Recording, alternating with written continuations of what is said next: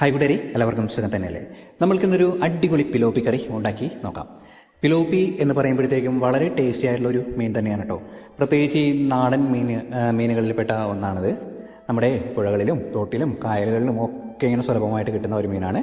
രുചിയും അതേപോലെ തന്നെ വളരെ വ്യത്യസ്തമായിട്ടുള്ള വളരെ ടേസ്റ്റി ആയിട്ടുള്ളൊരു മീൻ തന്നെയാണിത്.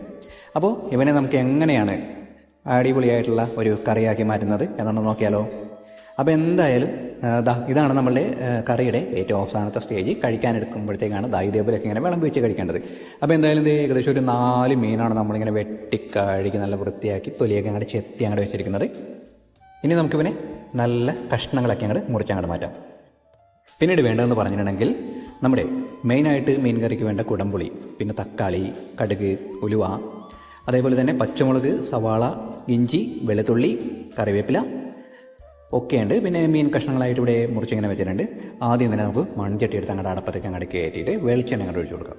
അപ്പോൾ ഏത് മീൻ കറി വെക്കുമ്പോഴും നമ്മൾ വെളിച്ചെണ്ണയിൽ തന്നെ അങ്ങോട്ട് തയ്യാറാക്കാനായിട്ട് കഴിവതും ശ്രമിക്കുക. കാരണം വെളിച്ചെണ്ണ ചേർത്ത് കഴിയുമ്പോഴത്തേക്കാണ് മീൻ കറി ആ ഒരു സ്പെഷ്യൽ മീൻ കറിയുടെ രുചിയും മണവും ഒക്കെയാണ് ഉണ്ടാവുള്ളൂ. അങ്ങനെ എണ്ണ തിളച്ച് മറിഞ്ഞ് കഴിയുമ്പോഴത്തേക്കും ഇതേപോലെ അങ്ങോട്ട് കടുക് അങ്ങോട്ട് അങ്ങോട്ട് പൊട്ടിക്കുക, ഉലുവയും ചേർത്ത് അങ്ങോട്ട് കൊടുക്കുക. പിന്നീട് വലിയ പീസായിട്ട് അരിഞ്ഞിരിക്കുന്ന ഒരു മീഡിയം സൈസ് സവാളയാണ് എടുത്തിരിക്കുന്നത്. കാരണം മീൻ നമ്മൾക്ക് ഏകദേശം 1 കിലോ മീനുണ്ട്.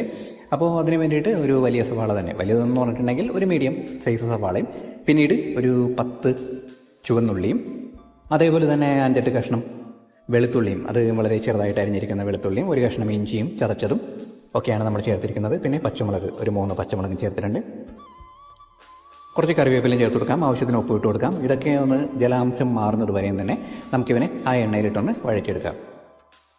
ഒരുപാട് മുരിഞ്ഞെന്ന് പോകണ്ട കേട്ടോ, ജസ്റ്റ് ജലാംശം ഒന്ന് മാറി കിട്ടിയാൽ മാത്രം മതിയാവും. ഇനി നമുക്കിതിലേക്ക് ആവശ്യത്തിന് മഞ്ഞൾപ്പൊടിയും കൂടെ ഈ സമയത്ത് ചേർത്ത് കൊടുക്കാം. അപ്പോൾ ഒരു 1/4 ടീസ്പൂൺ മഞ്ഞൾപ്പൊടി മതിയാവും. അങ്ങനെ മഞ്ഞൾപ്പൊടിയും കൂടി നമ്മൾ അങ്ങോട്ട് ചേർത്ത് അങ്ങോട്ട് കൊടുത്തിട്ടുണ്ട്. ഇനി ഇവനെ നല്ല രീതിയിൽ തന്നെ ആ എണ്ണയിലിട്ടൊന്ന് ശരിക്കും ഒന്ന് വഴറ്റി അങ്ങോട്ട് എടുക്കാം. ഇതൊക്കെ നല്ലതുപോലെ ഒന്ന് വഴന്നങ്ങോട്ട് വരുമ്പോഴത്തേക്ക് നമ്മൾ നേരത്തെ കട്ട് ചെയ്ത് വെച്ചിരിക്കുന്ന നമ്മുടെ തക്കാളി അങ്ങോട്ട് എടുത്ത് ചേർത്ത് അങ്ങോട്ട് കൊടുക്കാം. അപ്പോൾ ഇത്തിരി വലിയ കഷ്ണങ്ങളായിട്ട് തന്നെയാണ് തക്കാളി നമ്മൾ കട്ട് ചെയ്ത് വെച്ചിരിക്കുന്നത്, എല്ലാം തന്നെ കേട്ടോ. അപ്പോൾ ചുവന്നുള്ളിയൊക്കെ എന്ന് വെച്ചിട്ടുണ്ടെങ്കിൽ ചെറിയ ചുവന്നുള്ളി ആയതുകൊണ്ട് നമ്മളത് അരിയാനൊന്നും പോയിട്ടൊന്നുമില്ല, മുഴുവത്തോട് തന്നെയാണ് ചേർത്തിരിക്കുന്നത്. അങ്ങനെ ചേർത്തിരിക്കുമ്പോഴത്തേക്ക് ആ മീൻ കറിയുടെ ഒപ്പം ഈ ഉള്ളിയും അതേപോലെ തന്നെ ഈ തക്കാളി കഴിക്കാനായിട്ട് വളരെ വ്യത്യസ്തമായിട്ടുള്ള ഒരു രുചി തന്നെയായിരിക്കും. അപ്പോൾ അതിന് വേണ്ടിയിട്ടാണ്. ഇനി നമുക്കിതിലേക്ക് ആവശ്യത്തിന് മുളക് പൊടി ചേർത്ത് കൊടുക്കാം. ആ മീൻ കറിക്ക് പ്രത്യേകം പറയേണ്ട കാര്യമില്ലല്ലോ, ഇത്തിരി എരിവ് എപ്പോഴും മുന്നിൽ നിൽക്കുന്നതാണ് മീൻ കറിക്ക് എപ്പോഴും നല്ലത്. അപ്പോൾ അതുകൊണ്ട് ഞാനിവിടെ ഏകദേശം ഒരു 4 ടീസ്പൂൺ മുളക് പൊടി എടുത്തിട്ടുണ്ട്. അപ്പോൾ നമുക്ക് ആവശ്യമുള്ളത്രയും എരിവ് ചേർത്താൽ മതിയാവും കേട്ടോ. ഇനിയിപ്പോൾ ഞാൻ 4 ടീസ്പൂൺ ചേർത്തു എന്ന് കരുതി നിങ്ങൾ ആരും 4 ടീസ്പൂൺ ചേർക്കേണ്ട കാര്യമില്ല.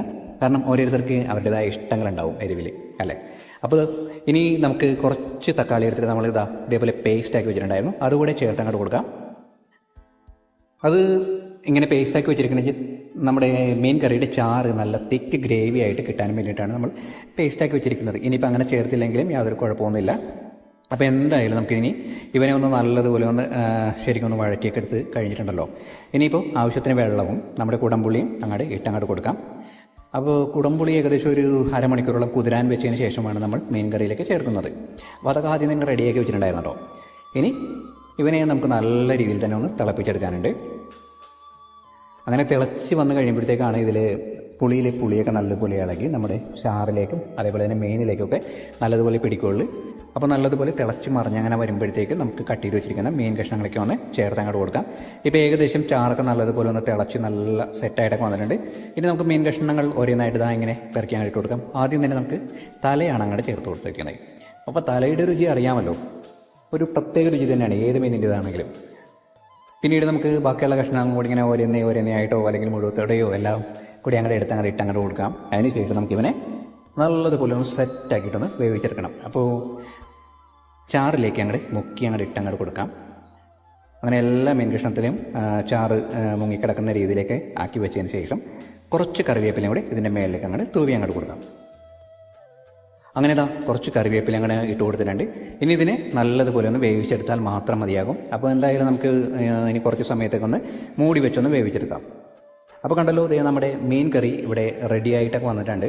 മൂടി വെച്ച് പുറത്തേക്ക് എടുത്ത് കഴിയുമ്പോഴത്തേക്കും ഇതേപോലെയാണ് നമ്മുടെ മീൻ കറി തയ്യാറായിട്ട് ഇരിക്കുന്നത്. അപ്പോൾ ഇത്രയേ ഉള്ളൂ പിലോപ്പി കറി ഉണ്ടാക്കുന്ന കാര്യം. പിലോപ്പി മാത്രമല്ല, നമുക്കിഷ്ടമുള്ള ഏത് മീനും ഈ രീതിയിൽ തന്നെ ഉണ്ടാക്കാം കേട്ടോ. ഇപ്പോൾ ചാള വേണമെങ്കിൽ ചാള ഉണ്ടാക്കാം, മൈല ഉണ്ടാക്കാം. അതേപോലെ തന്നെ നമുക്ക് പ്രത്യേകിച്ച് കായൽ മീനുകളൊക്കെ ഇതേപോലെ ഉണ്ടാക്കുമ്പോഴത്തേക്കുമാണ് പ്രത്യേക രുചി ഉണ്ടാകുന്നത്. പക്ഷേ എല്ലാ മീനുകളും ഇതേപോലെ ഉണ്ടാക്കി കഴിഞ്ഞിട്ടുണ്ടെങ്കിൽ ടേസ്റ്റ് ഉണ്ടാകണമെന്നില്ല. ചില മീനുകൾക്ക് അതിൻ്റേതായിട്ടുള്ള രീതിയിൽ തന്നെ ഉണ്ടാക്കിയാൽ മാത്രമേ ആ രുചി കിട്ടുള്ളൂ. അപ്പോൾ എന്തായാലും നമ്മുടെ ഈ സ്പെഷ്യൽ മീൻ കറി എല്ലാ കൂട്ടുകാർക്കും ഇഷ്ടമായി കാണും എന്ന് പ്രതീക്ഷിക്കുന്നു. സ്നേഹത്തോടെ അല്ലു.